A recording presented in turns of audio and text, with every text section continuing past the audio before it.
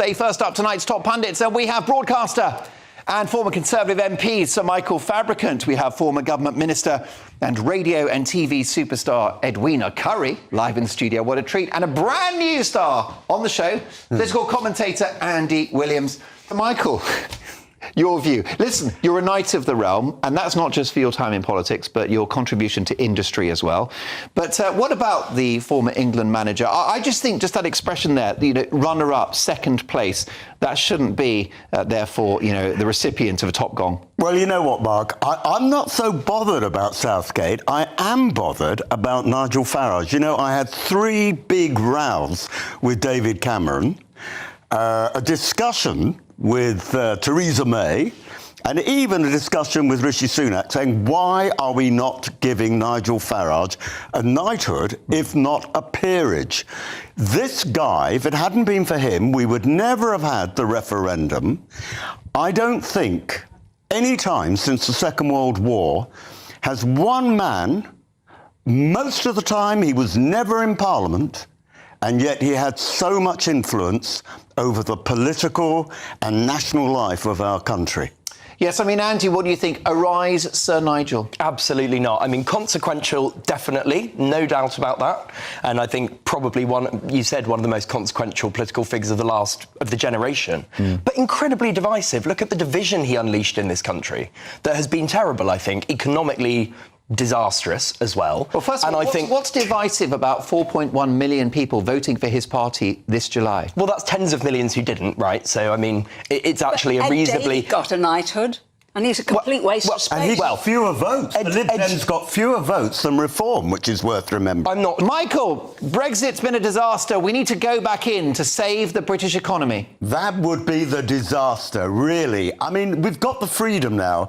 We've just today, going into the CPTPP, what the Americans call the Trans-Pacific Partnership, which I think makes more sense than those letters. And there are other deals we've done. Before that, we did a deal with Japan. And remarkably, and everyone said it would be impossible, we are the only country outside the EU which has got a free trade agreement with the EU. And people say, you know what? Oh, we aren't now selling as much to the EU. Well, that's because the EU economy has tanked.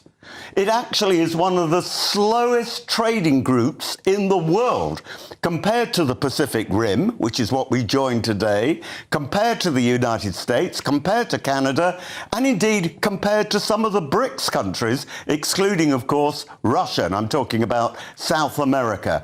Look, it's not been a triumph. We got distracted with going into the COVID crisis. We got distracted because of the war with the Ukraine and Russia.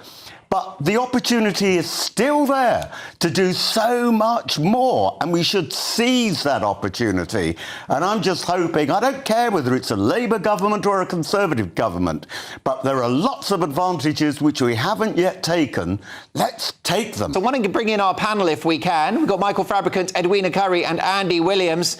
Michael, what do you think about this? How do you solve a problem like Prince Andrew? I feel very sorry, actually, for Prince Andrew. I've met him a couple of times. He's a nice enough guy. You're right. His judgment is poor, and at times he's arrogant. Look at the way he won't move out of Frogmore House. And this is almost part of the problem, because he had to raise the money for the rent. Yeah. And so he's sort of cutting any deal that he can to make some money. But, he's not a bad person. He's not an evil person. And I think it's all a bit sad, really.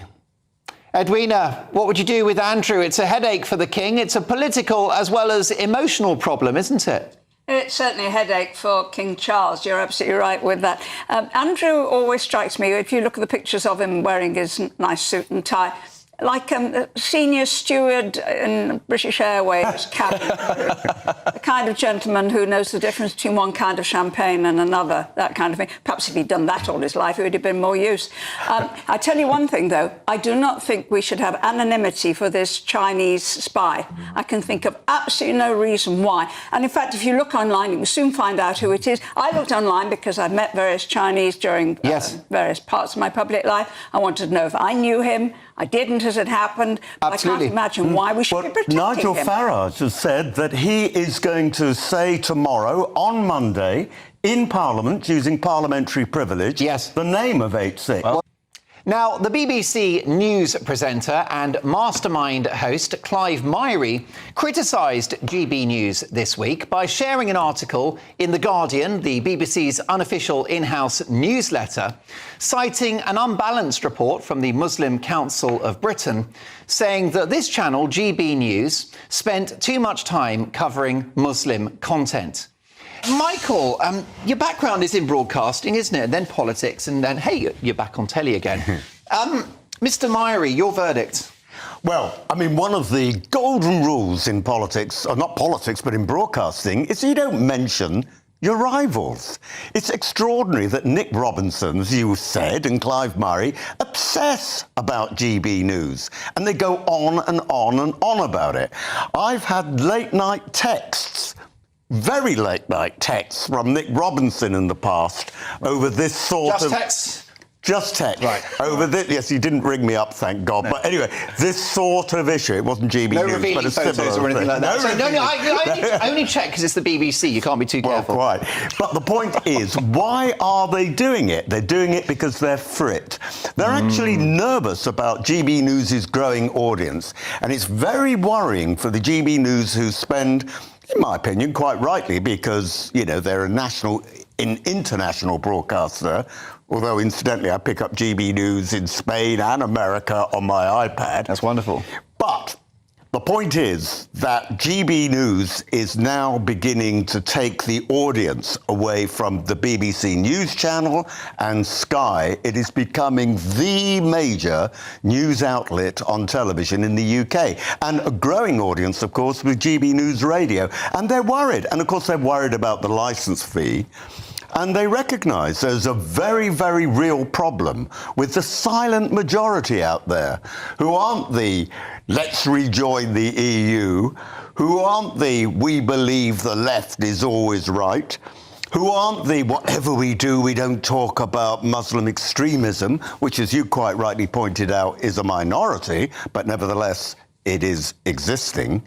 And GB News is making waves where the BBC aren't. And there are real questions being asked in the corporation now about whither goest BBC News. How comes they're losing out so badly? As I said, they're frit, and that's why they're mentioning it. Quick follow-up. Who taught you the word frit? Is that street slang? Even I don't know that. No, it was Margaret Thatcher, wasn't it? Margaret right? Thatcher said, you're frit.